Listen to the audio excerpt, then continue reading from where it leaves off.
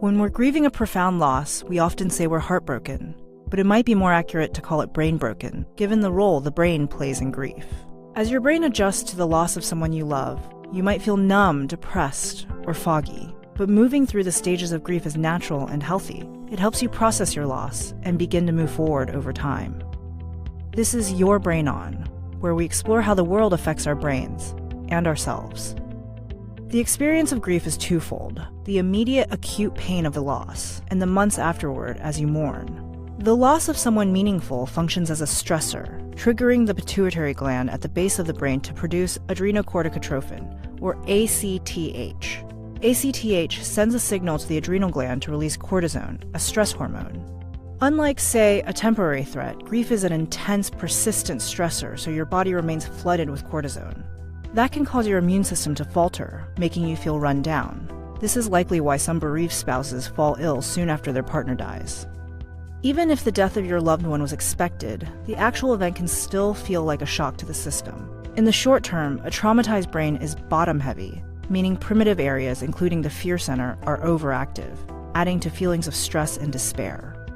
Meanwhile, higher cortical areas of the brain are underactive, like the anterior cingulate cortex, which helps regulate emotion. You may find it difficult to let go of minor annoyances or experience symptoms like increased heart rate for several minutes after you're startled. However, over time, the initial shock of the loss typically gives way to a deep sadness or depression as you continue to mourn. Depression can cause widespread changes across several parts of the brain, including the amygdala, which regulates sleep behavior and mood, and the hippocampus, which processes memory and regulates stress hormones. These changes disrupt core functions of our bodies and minds. As you grieve, you may find yourself sleeping too little or too much, forgetting things, or trapped in a brain fog. These feelings are difficult, but the acute pain doesn't last forever. Eventually, the sadness begins to lift at least a little bit, and then you may move on to feelings of anger or guilt before slowly moving toward acceptance of the loss.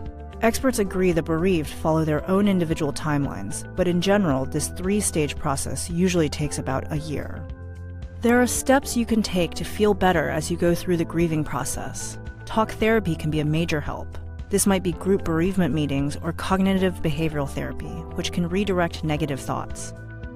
Aerobic exercise can improve mood, memory, and thought processing. Talking with friends about the person you lost can be a great comfort too. Studies show long-term grief actually activates neurons in the reward centers of the brain.